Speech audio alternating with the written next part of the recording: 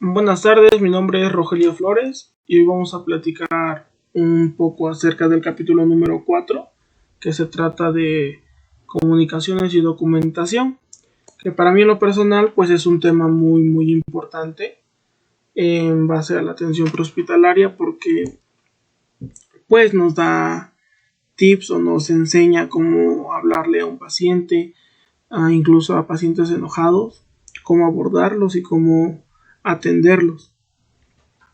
Y de la parte de la documentación, pues también es algo muy importante, que para mí en lo personal, en parte de la documentación, pues también encuentro alguna coincidencia con el capítulo número 3, que fue el anterior, y en base a la norma 034-237 encuentro algunas coincidencias. Bueno, pues iniciamos con la comunicación terapéutica, que es lo primero que encontramos en el manual en este capítulo, que nos dice que la comunicación terapéutica utiliza diversas técnicas y estrategias de comunicación, tanto verbales como no verbales, para alentar a los pacientes a expresar cómo se sienten y lograr una relación positiva con el paciente.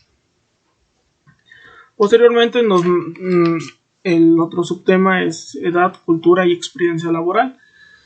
Y nos menciona que la experiencia personal influye en gran medida en los pensamientos de las personas. Por ejemplo, una persona mayor que a menudo experimenta el dolor significativo puede hallar el dolor más como un inconveniente que como un problema, a comparación de un niño, porque pues los niños casi no o tienen poca experiencia con el dolor, probablemente reaccionará de manera muy diferente.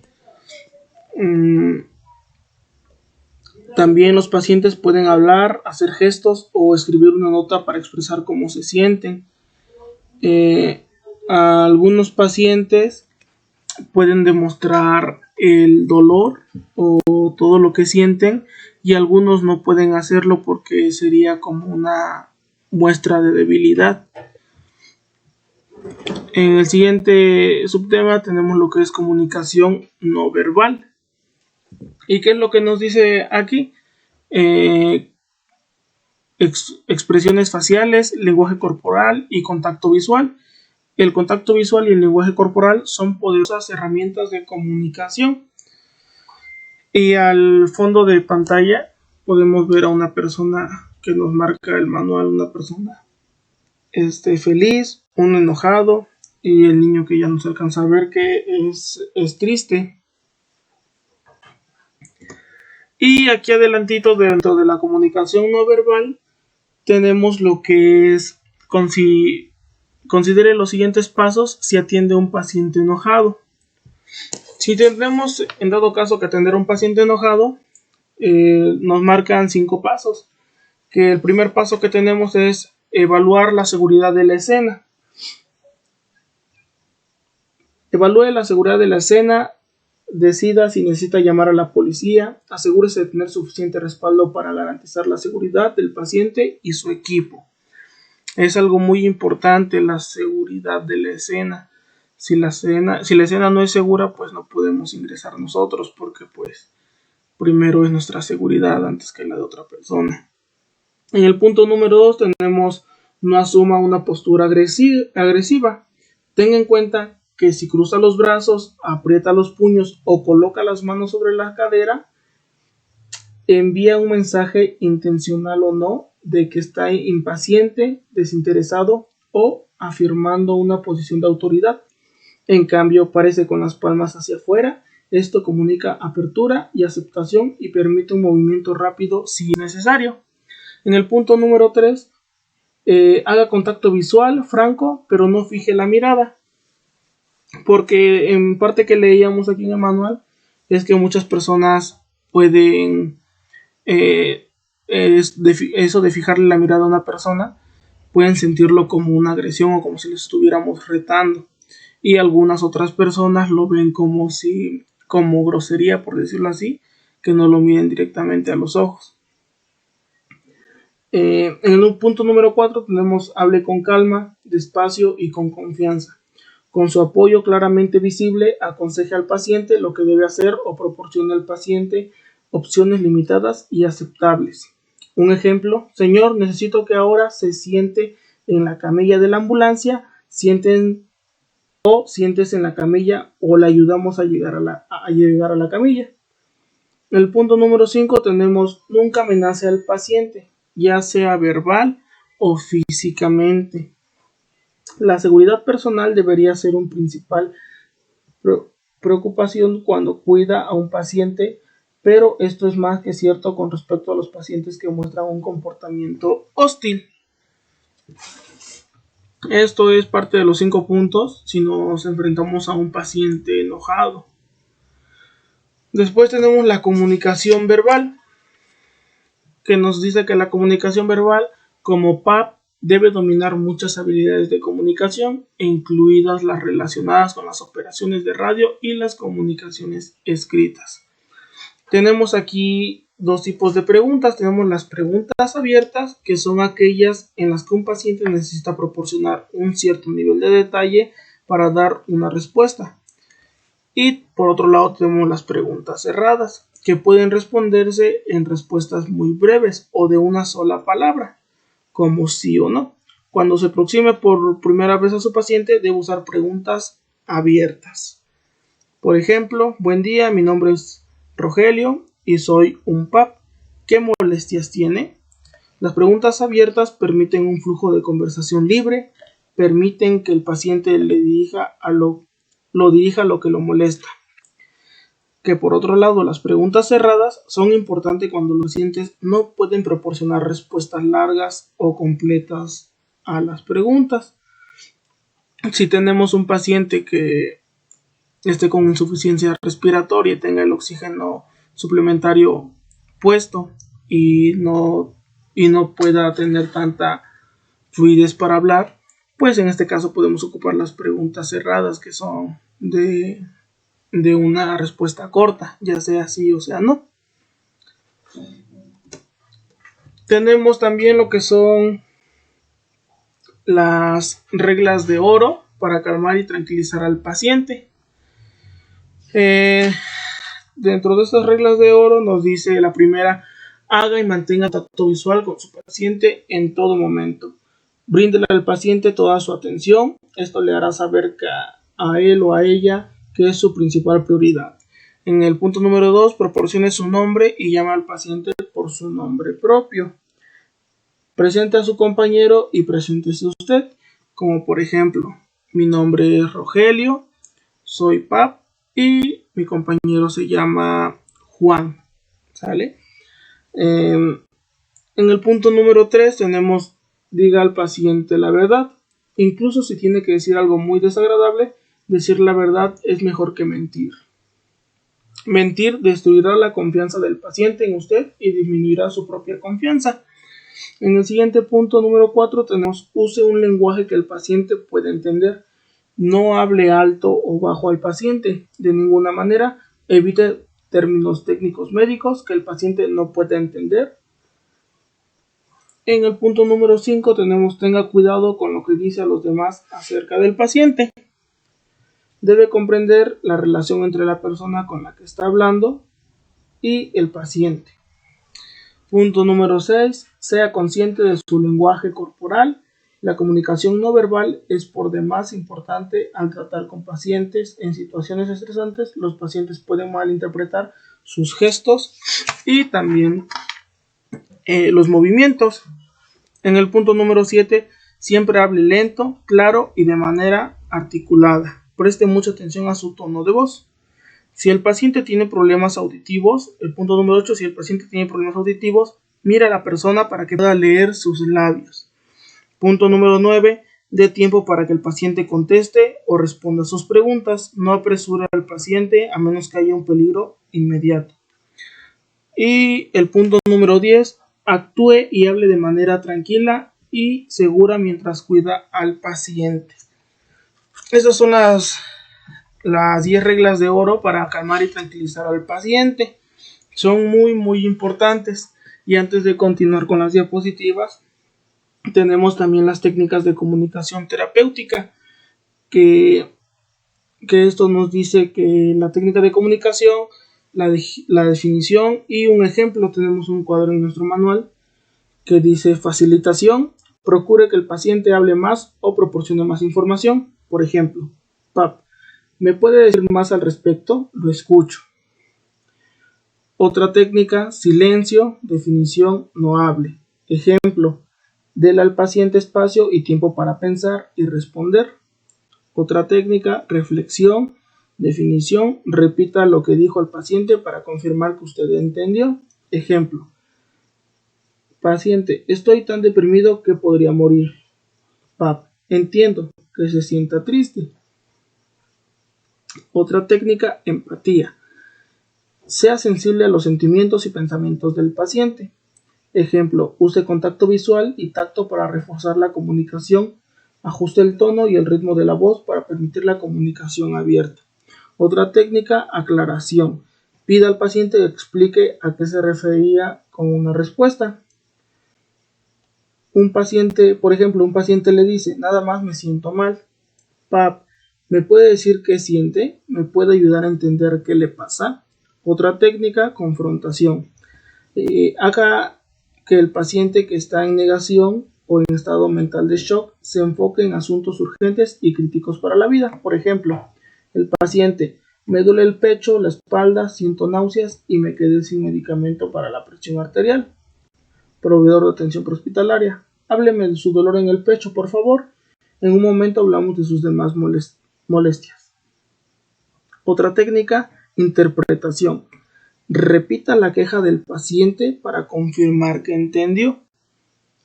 Proveedor de atención prehospitalaria. Si entendí bien, tiene 3 días con el dolor y hoy empeoró. El paciente. Así es. Otra técnica, explicación.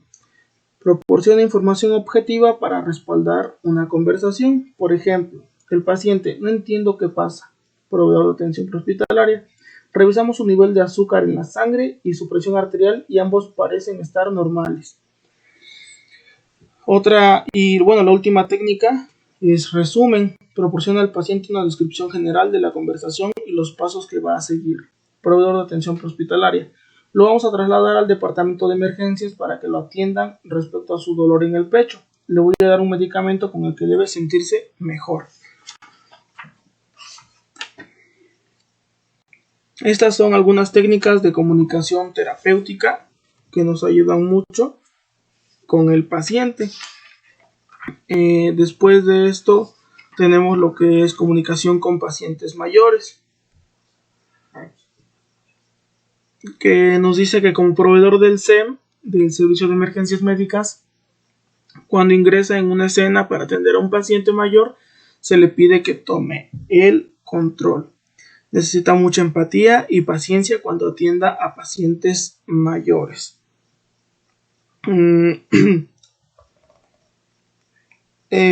También otra de las cosas es que es más importante determinar la edad funcional de una persona. La edad funcional se relaciona con la capacidad de las personas para funcionar en la vida cotidiana.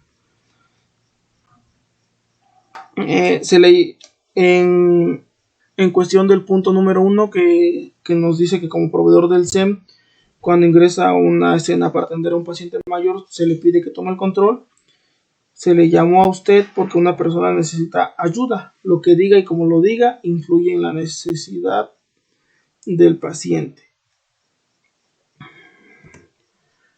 Tenemos la comunicación con los niños, que nos menciona que el temor es probablemente más obvio y severo en niños.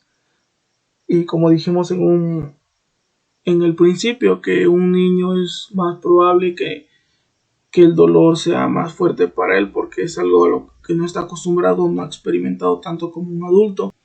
Los niños pueden asustarse con el uniforme, la ambulancia y el número de personas que repentinamente se encuentran a su alrededor. Permitir que lo acompañe un padre o tutor al niño para que se sienta en confianza, y pues si obviamente esta persona hace que el niño esté incómodo, pues si es posible pues retirarla por un momento en lo que se valora al niño y posteriormente pues ya continuar. Tenemos la comunicación con pacientes sordos o con dificultades auditivas. La mayoría de los pacientes con problemas de audición tienen inteligencia normal y pueden entender fácilmente lo que sucede a su alrededor, siempre que pueda comunicarse con ellos de manera efectiva. La mayoría de los pacientes con problemas de audición pueden leer los labios hasta cierto punto. Por lo tanto, debe colocarse en una posición para que el paciente pueda ver sus labios. Y a ver si lo tenemos aquí. Bueno, aquí están 5 pasos para comunicarse de manera eficiente con los pacientes con dificultades auditivas. Tenga papel y un bolígrafo disponibles a la mano. Si el paciente puede leer los labios, debe mirar al paciente y hablar lento y claramente. Nunca grite, eso no nos va a ayudar en nada. Asegúrese de escuchar con atención, hacer preguntas breves y de respuestas cortas, que podría ser en este caso las respuestas cerradas. Aprenda algunas frases simples en lenguaje de señas. Tenemos comunicación con pacientes con discapacidad visual, que nos dice que cuando empieza a atender a un paciente con problemas visuales, explíquele todo lo que hace en detalle mientras lo hace. Asegúrese de mantener contacto físico con el paciente mientras empieza su atención. Tenemos comunicación con pacientes que hablan otro idioma. El primer paso es averiguar qué tanto en su idioma puede hablar del paciente. Use preguntas breves, simples y palabras sencillas cuando sea posible y evite términos médicos difíciles. Parte de la atención del paciente incluye obtener un historial médico del mismo. También tenemos comunicación con otros profesionales de la salud, que esto es muy importante también. Nos menciona que la comunicación efectiva entre el proveedor de atención prehospitalaria y los profesionales de la salud en las instalaciones receptoras es una piedra angular fundamental de la atención eficiente, efectiva y apropiada del paciente. Esto es algo muy importante y es algo relacionado al capítulo que viene después, que es el capítulo 5, que es terminología médica, términos médicos, y pues va de la mano con esto para poder tener una buena comunicación o una comunicación efectiva entre PAP y profesionales de la salud. Tenemos también componentes que deben incluirse en el informe oral, que nos dice que ese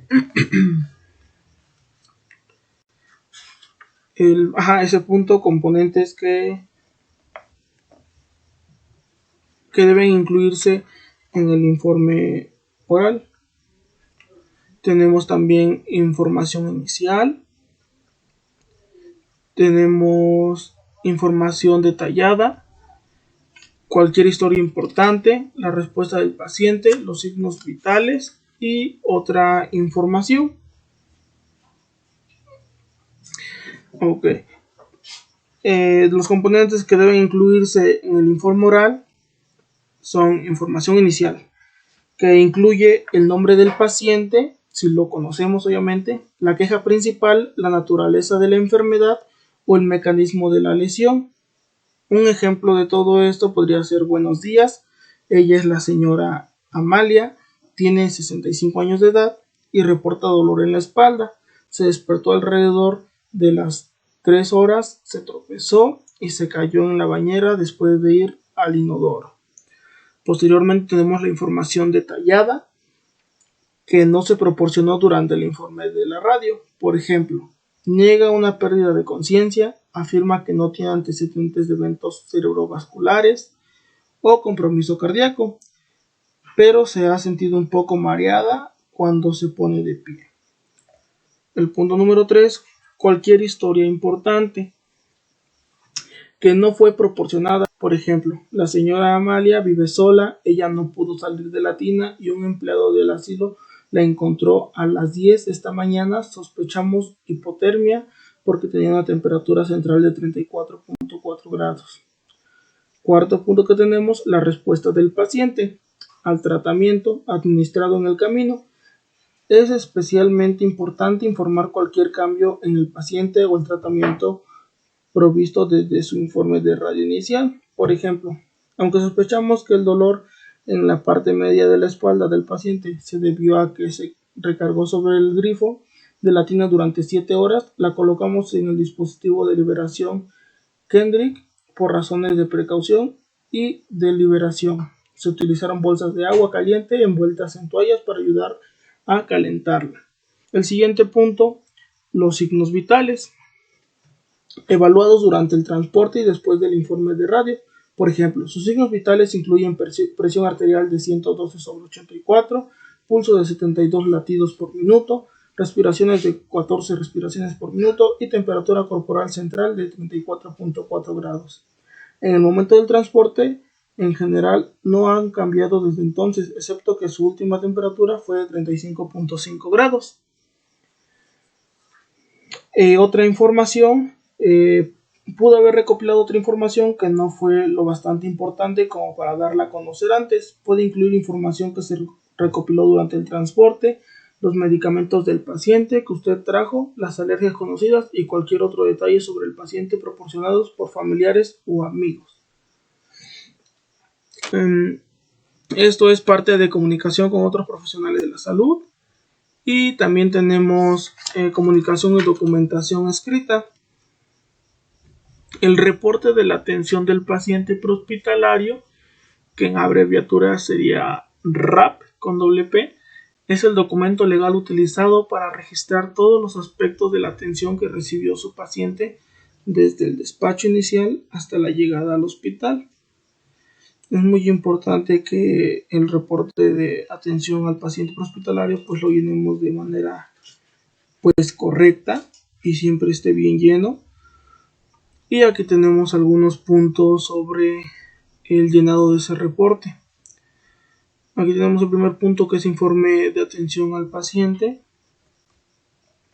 y nos menciona que este informe describe la naturaleza de sus lesiones o enfermedades en la escena y el tratamiento inicial que usted le proporciona, aun cuando es posible que este informe no se lea de inmediato en el hospital.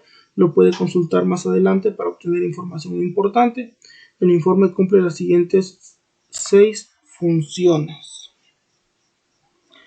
Primera, continuidad de la atención. Segunda, documentación legal.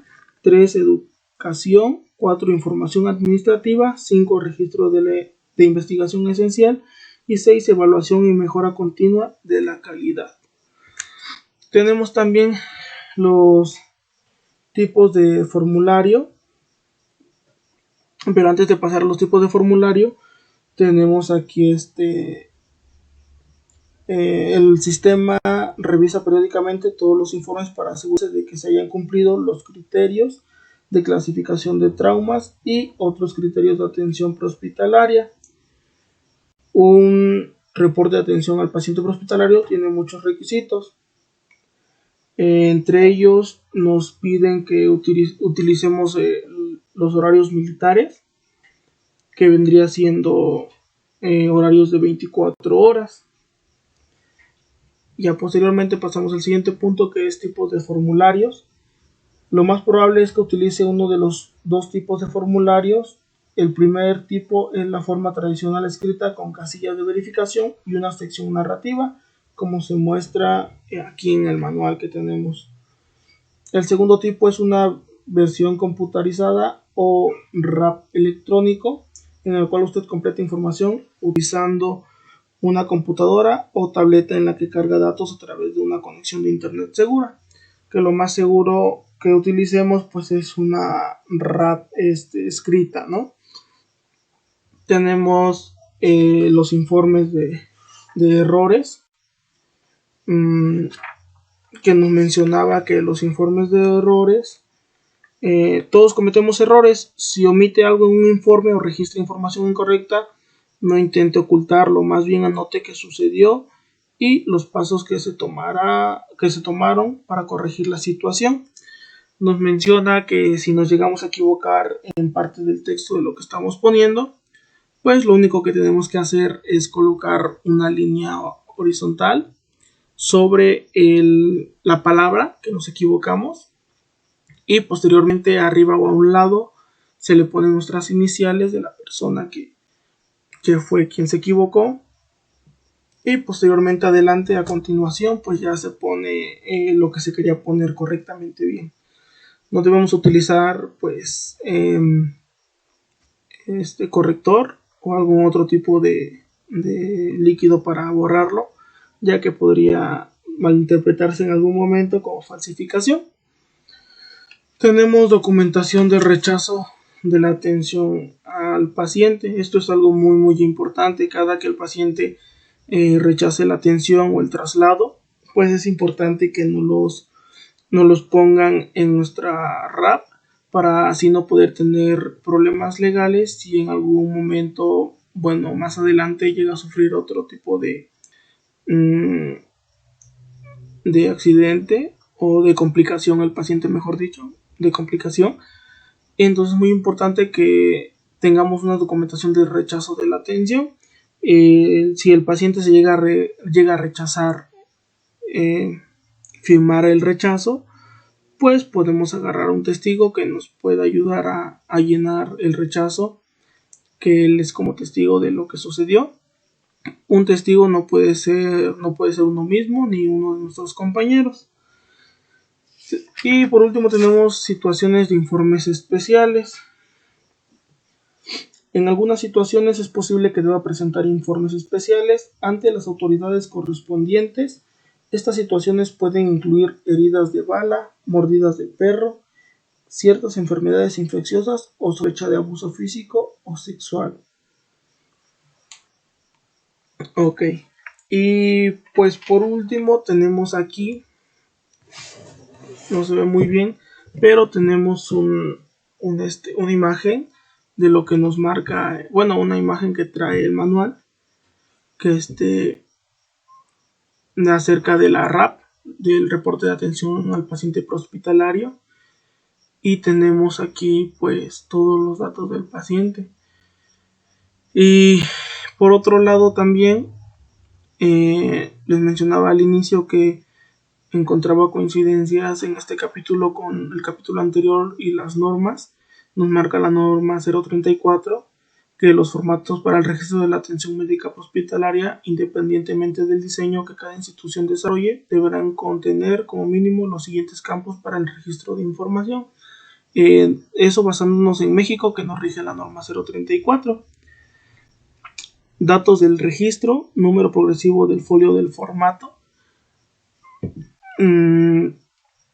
fecha del servicio, día, mes y año, identificación de la ambulancia, número económico, número de placas o institución a la que pertenece, tipo de servicio, traslado, urgencia o cuidados intensivos, lugar de ocurrencia, hogar, escuela, trabajo, instalaciones deportivas, de recreación, vía pública u otras, hora de salida de la ambulancia de la base, hora de primer contacto, hora de fin de la atención médica o alta del paciente en el sitio de la urgencia o de su recepción en el establecimiento para la atención médica, identificación de personal operativo, operador de la ambulancia, el TAM, médico o personal de enfermería según sea el caso, datos del paciente, nombre, edad y sexo o en su caso media afiliación, antecedentes personales patológicos, padecimiento actual, causa traumática o no traumática de la urgencia, descripción del mecanismo de lesión,